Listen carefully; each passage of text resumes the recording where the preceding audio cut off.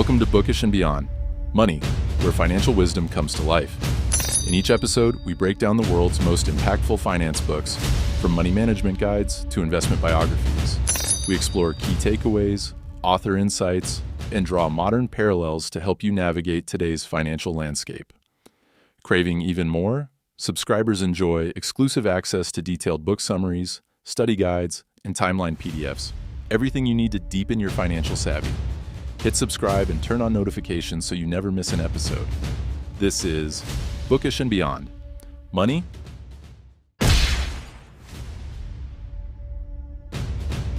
All right, so today we're going to be deep diving into Your Money or Your Life by Vicki and Joe Dominguez. Oh, yeah. You've given us quite a bit of material on this one. Yes. Even some excerpts from the audiobook on YouTube. I'm excited to dig into this one with you. Yeah, me too. And it seems like you're particularly interested in that sweet spot between financial independence and like genuine fulfillment in life. Yeah, absolutely. So I think we can really focus our energy there with this deep dive. Definitely. So what is it about this book that really sets it apart? Well, I think a lot of personal finance books are very tip-based. Yeah. Very tactical. Yeah. But Your Money or Your Life really encourages you to think about money in an entirely different way. Okay, I'm intrigued. Hit me with it. So the core concept is this. Money represents the hours of your life that you traded to earn it. Okay. So they call it life energy. I like that. Which really makes you think twice about how you're spending it. Right, because it's not just dollars and cents. It's literally pieces of your life. Exactly. Yeah. You're literally trading your life energy for these things. So how do we actually use this concept in our lives? Well, one of the first steps is to meticulously track your spending.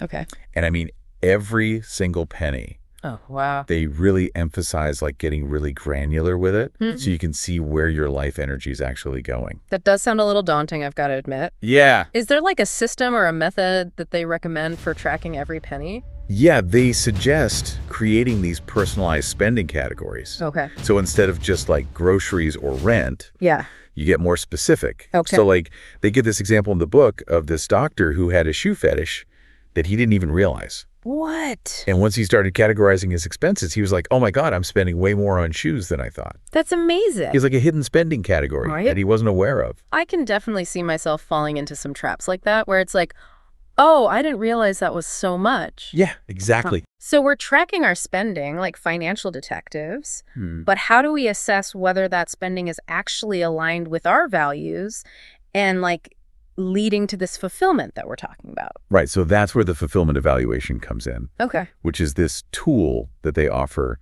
to help you assess your spending. What does that look like? So for every spending category, you ask yourself 3 questions. Okay. Did I receive fulfillment, satisfaction, and value in proportion to the life energy spent? Okay. Is this expenditure of life energy in alignment with my values and life purpose? And then, how might this expenditure change if I didn't have to work for a living? Whoa. Those are some big questions. Yeah. Especially that last one. Right. It really makes you think. What would I actually be spending my time and energy on if I wasn't beholden to a job? Exactly. That's really powerful. And that really gets to the heart of financial independence. Right. Because then it's okay, if I could be financially independent, how would that change my spending habits? So let's talk about financial independence, or FI, as I often see it online. Yes. Do they offer a specific definition for that in the book? They define it as having enough passive income to cover your living expenses. Okay. So it's not necessarily about being rich, right, but about having the freedom to live life on your own terms. Okay. They call it reaching the crossover point. Crossover point. Which is the point where your monthly investment income surpasses your monthly expenses. I like that term, crossover point. It's very tangible. Yeah. Yeah, you could actually see yourself getting there. Yeah. But is this a realistic goal for the average person? Well, they argue in the book that it absolutely is. Okay. And they give these real life examples. Okay. There's this couple, Claire and Mike. She was a blue collar worker. He had a PhD. Okay. So very different backgrounds. Yeah. Very different income levels, probably. Exactly. Okay. And they managed to reach FI through disciplined saving and investing. Wow. So it's not just for the super wealthy or people who are already making a ton of money. Right. You can actually achieve this from a variety of starting points. Exactly. And they primarily invested in U.S. Treasury bonds. Okay, interesting. So that was their main vehicle for reaching XI. So are treasury bonds the only path to FI? No, not at all. Okay. They acknowledge that there are multiple paths, Okay. and it's not a one-size-fits-all approach. So what are some of the other paths that they talk about? Well, they touch on index funds, mutual funds, real estate, and even SRI, which stands for socially responsible investing. Okay. And they give the example of this other couple, Kevin and Catherine, who used a combination of rental properties and stock investments to reach FFI. Okay, so it really is about finding what works for your individual. Your risk tolerance. Yeah, your comfort level. And your values. Yeah. Yeah. And I like that they highlight that it's not just about scraping by. Right. It's about having enough to pursue your passions and like really live a full life. They call it enough and then some. I like that. Yeah. They talk about people using their then some to like fund their dreams. Yeah. Whether it's like supporting causes they care about or traveling the world. Right. Or even just like having the time and space to be creative. Exactly. Yeah. It really opens up the possibilities. I love that. Yeah, it's not just about like surviving. Yeah. It's about thriving. It's about living a life that feels aligned and purposeful. Exactly. I love that. Yeah. Okay, so we're starting to get a handle on this life energy thing. Yeah. It's really making me rethink my spending habits already. Good. What's the next step in this your money or your life journey? So now we're going to move on to step 5. Okay. Which is all about making your life energy visible. Okay. And this is where the wall chart comes in. The wall chart. Okay. Have you ever heard of a wall chart before? I don't think so. Is it like a literal chart that you put on your wall? Yeah. So basically it's a graph where you plot your monthly income and expenses over time. Okay, so it's like a visual representation of your financial life. Exactly. It helps you see the big picture. Instead of just looking at numbers on a spreadsheet. Yeah, exactly. It really helps you connect with the emotional reality of your financial choices. I can see how that would be powerful. Yeah, it's not just about the numbers. It's about what those numbers represent in terms of your time and energy.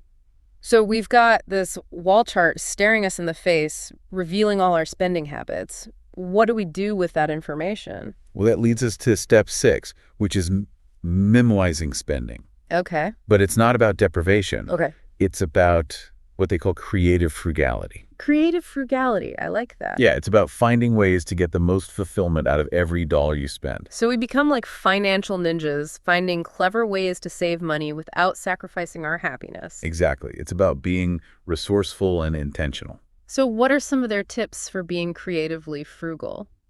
Well, they talk about things like buying used negotiating prices, resisting impulse buys. Okay, those are good classic strategies. Yeah. And really just becoming a detective of value. Okay, so like really questioning whether something is worth our life energy before we buy it. Okay, I like that. And they also talk about things like cooking at home instead of eating out. Yeah. Finding free entertainment options. Those are good ones. Yeah, and sharing resources with friends. Oh, that's a good one. Like, why buy something if you can borrow it from a friend? Exactly. Yeah, it's about shifting your mindset from more is better to enough is enough. Enough is enough. I really like that. Yeah, it's about contentment. It's about appreciating what you have. Exactly. Okay, so we're minimizing our spending. We're being creatively frugal. What's next? Well, now that we've tackled the spending side of things, Yeah. it's time to look at the income side. Okay. Which brings us to step 7. Valuing your life energy so much that you actively work to increase your income. Okay. Increasing income. I think we can all get behind that. Yeah. But what does that look like practically? Well, it's about finding work that aligns with your values and skills. Okay. And then negotiating for what you're worth. Okay, so it's not necessarily about working more hours. Right. It's about making sure that the work you're doing is both fulfilling and financially rewarding. Exactly. They call this financial integrity. Financial integrity. Yeah, where your earning is in alignment with your values and your sense of purpose. I love that concept. Yeah, it's about feeling good about how you're earning your money. Yeah.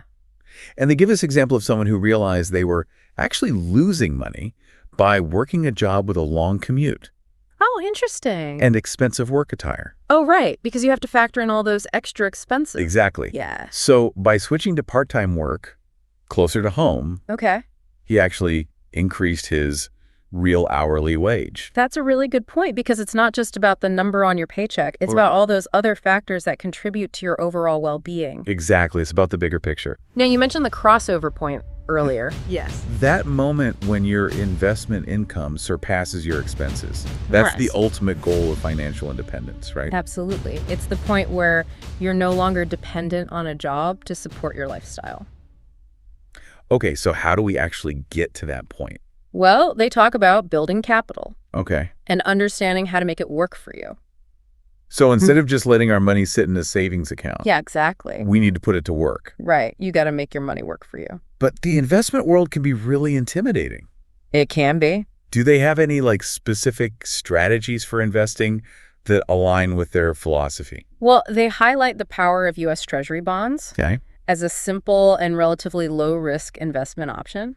Okay, so even if you're not a Wall Street wizard, Yeah, you can still start building capital and making progress towards that crossover point. exactly. It's about taking those small steps.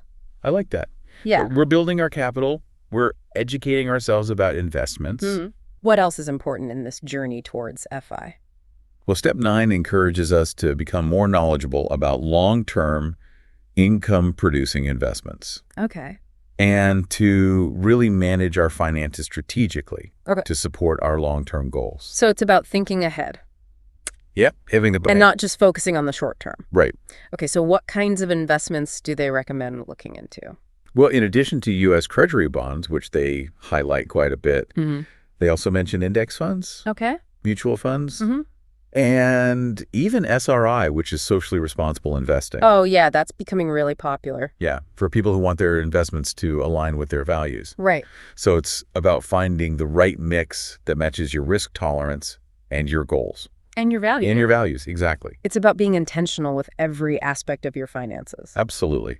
I like that. Yeah, it's about taking control. And it goes beyond just those traditional investments too, right? Right. They talk Yep. about real estate starting a business, leveraging community resources. So it's really a holistic approach. Exactly. Yeah. It's not just about picking stocks. It's about creating a lifestyle. I love how they weave together all these different approaches. It feels very in line with their overall message of empowerment. Absolutely. They want to show you that there are many different paths to financial independence. And they use these real-life examples to illustrate that. Yeah, they talked about Claire and Mike, who achieved FI mainly through treasury bonds. Right? And then there was Kevin and Catherine, who used rental properties and stocks. Yeah. So it's like they're saying, here's a buffet of options. Pick and choose what works for you. Exactly. Find what resonates with you. I love that. Yeah. But life doesn't always go according to plan. What about those unexpected expenses that pop up? Well, they address that too. Okay, good. They introduce the concept of a cushion. A cushion. Yeah, which is basically a reserve fund to cover those unexpected events. So it's like your emergency fund Exactly. for those just-in-case moments. Yeah. Yeah, like if your car breaks down or you have a medical bill. Okay, so it's like a safety net to Yeah. prevent you from going into debt. Exactly. It gives you peace of mind. That's so important. Yeah, especially when you're working towards financial independence. Yeah, because you don't want to get derailed by those unexpected costs. Right. Okay, but financial independence isn't just about covering your basic needs, right? Right. It's about having the freedom to pursue your passions and live a fulfilling life. Exactly. They emphasize having enough and then some. Yes, Yeah. I love that concept. Yeah, it's about abundance. It's about having that extra cushion so you can really enjoy life. Exactly. So how do they suggest we build up that cash fund? Well, they talk about continuing to practice creative frugality. Okay, so even after you've reached FI. Yeah. It's a lifestyle. Okay. And they also suggest exploring side hustles or passion projects that can generate income. Okay, so it's about finding ways to supplement your passive income. Exactly. Okay. And they also talk about bartering or sharing resources within your community. Oh, that's a good one. Yeah, it's about being creative and resourceful. Wow, this book really is a goldmine of financial wisdom. It is. From tracking your spending to investing for the future to creating a life of purpose and abundance. It's a whole new way of thinking about money. I'm feeling so inspired. I can't wait to hear what insights you've gleaned from this deep dive and how we can apply these concepts to our own lives. I'm excited to share those with you in the next part. Okay, awesome. Still thinking about that life energy concept. Yeah, it really makes you think, doesn't it? It really does. I feel like it's already shifting my perspective on money and spending. That's great to hear. So what really stood out to you in revisiting this book? You know what struck me is how the book manages to blend practical financial advice with deeper philosophical insights about life and purpose. Yeah, I totally agree. It's not just a how-to guide, it's like a philosophy for living. Exactly. It's about creating a life that's both meaningful and abundant. I like that. And it really encourages you to question those societal norms around consumption. Oh yeah, for sure. And think critically about what truly matters to you. Absolutely. It's about defining success on your own terms. Yeah, not based on what society tells you to value. Right. And that concept of financial integrity really resonated with me. Yeah, me too. It's not about being good with money or bad with money. Right. It's about making choices that are in alignment with your values. Exactly. It's about being conscious and intentional. So it takes the guilt and shame out of the equation. Yeah, definitely. It's a more compassionate approach to personal finance. I like that.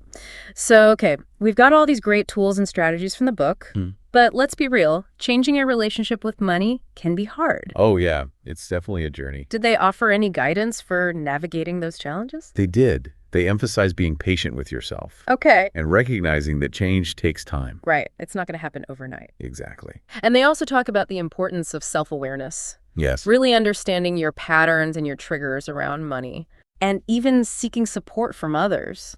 Yeah, finding a community of like-minded people. So you don't feel like you're going through this alone. Exactly, because we're all in this together. I love that. And they remind us that it's not about perfection. Oh, definitely not. It's about progress. Yeah, just keep moving in the right direction. I like that. So one of the things that really struck me about this book is the emphasis on financial independence as a pathway to contributing to the world. Yeah, it's not just about personal gain. Right. It's about having the freedom to make a positive impact. Exactly. What did you find inspiring about that aspect? Well, I loved the stories they shared about people using their financial freedom to make a difference. Yeah, they had some really powerful examples. Like supporting charities, pursuing creative passions, or just having more time to spend with loved ones and give back to their communities. It's like when you're not so consumed with financial worries, Yeah. you have more capacity to give back. You're not just focused on survival. You can actually thrive. Right, and contribute to something bigger than yourself. Exactly. So as we wrap up this deep dive into your money or your life, it's clear that it's so much more than just a financial guide. It really is. It's a profound exploration of our relationship with money And how it shapes our lives. and our values and our choices. Absolutely. It's a call to action to reclaim our life energy. Yes. Align our finances with our values and create a world where everyone has enough and then some. I love that. And for anyone listening out there, Yeah. we encourage you to ask yourself, what does your spending reveal about what truly matters to you? That's a great question to ponder. It really gets to the heart of it. Yeah, it's about aligning your spending with your values. This deep dive has been amazing, but it's just the beginning. It is. There's so much more to explore. We highly recommend checking out your money or your life for yourself Yes. to delve deeper into these concepts. And discover your own path to financial freedom. Until next time, keep exploring, keep learning, and keep diving deep. Yeah.